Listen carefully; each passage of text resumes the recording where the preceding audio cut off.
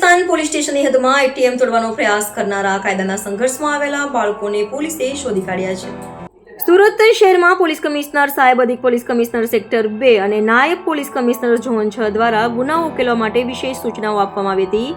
તાજેતરમાં ભેસ્તાન બ્રિજ પાસે મહાવીર ઇન્ડસ્ટ્રીયલ એરિયામાં ઇન્ડિયા એક એટીએમ મશીનમાંથી રોકડ ચોરી કરવાનો પ્રયાસ થયો હતો, જેમાં મશીનના ડિસ્પેન્સરને જાણી જોઈને ખોલી નાખીને નુકસાન પહોંચાડવામાં આવ્યું હતું. આ અંગે ભેસ્તાન પોલીસ સ્ટેશનમાં ગુનો દાખલ કરવામાં આવ્યો હતો. ભેસ્તાન પોલીસ સ્ટેશનના પોલીસ ઇન્સ્પેક્ટર કેપી ગામેતી અને સેકન્ડ પોલીસ ઇન્સ્પેક્ટર જેએમ સોલંકીના માર્ગદર્શન હેઠળ સર્વેલન્સ સ્ટાફના પોલીસ સબ ઇન્સ્પેક્ટર એસટી ચૌહાણની ટીમે ટેકનિકલ સર્વેલન્સ અને હ્યુમન સોર્સિસના આધારે તપાસ શરૂ કરી હતી. તપાસ દરમિયાન પોલીસ ટીમને બાતમી મળી હતી કે ઉન સમાનીલ 4 રસ્તા પાસે કેટલાક બાળકો શંકાસ્પદ રીતે ફરી રહ્યા છે. પોલીસે તાત્કાલિક કાર્યવાહી કરીને ઘટનામાં સંડોવાયેલા કાયદાના સંઘર્ષમાં આવેલા 3 બાળકોને શોધી કાઢ્યા. પોલીસે બાળકોની પૂછપરછ કરતા તેમણે સાથે મળીને એટીએમ તોડવાનો પ્રયાસ કર્યો હોવાની કબૂલાત કરી હતી. પોલીસે કાયદાના સંઘર્ષમાં આવેલા બાળકોને કસ્ટડીમાં લઈને આગળની કાર્યવાહી હાથ ધરી છે. આ સફળ કામગીરી કરનાર પોલીસ અધિકારીઓ અને કર્મચારીઓમાં police inspector KP Gameti, second police inspector JM Solanki, police sub inspector ST Chauhan, woman police sub inspector BG Yadav, assistant police constable Brijrajsinh Jagdishsinh, assistant police constable Dharmesh Chitubhai, assistant police constable Rohitkumar Shardulbhai અને અસિસ્ટન્ટ પોલીસ કોન્સ્ટેબલ ગુંજનભાઈ ભરતભાઈનો સમાવેશ થાય છે. ભેસ્તાન પોલીસ સ્ટેશનમાં ભેસ્તાન બ્રિજની બાજુમાં ઇન્ડિયા 1 નું એટીએમ સેન્ટર આવેલું છે.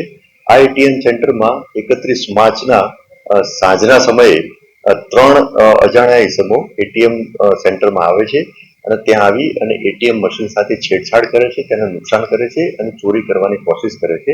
જે અનુસંધાને આના જે એવિડન્સ મળ્યા એ આધારે એટીએમ જે કંપની જે છે એના ઝોનલ મેનેજરે ફરિયાદ આપેલી હતી અને એ ફરિયાદ આધારે ભેસ્તાન પોલીસ સ્ટેશનમાં ચોરીની કોશિશ અને નુકસાનનો ગુનો દાખલ થયેલો હતો. આ ગુનાની તપાસ ચાલુ હતી. અમુક એવિડન્સ ગુનાની તપાસ દરમિયાન મળી આવેલ, અમુક ફૂટેજ મળી આવેલ અને ભેસ્તાન પોલીસ સ્ટેશનના ડિસ્ટાફના કર્મચારીઓને એક સ્પેસિફિક બાતમી મળેલી હતી, જે આધારે 3 ઇસમોને પોલીસ તપાસ માટે ભેસ્તાન પોલીસ સ્ટેશન લઈ આવવામાં આવેલા હતા.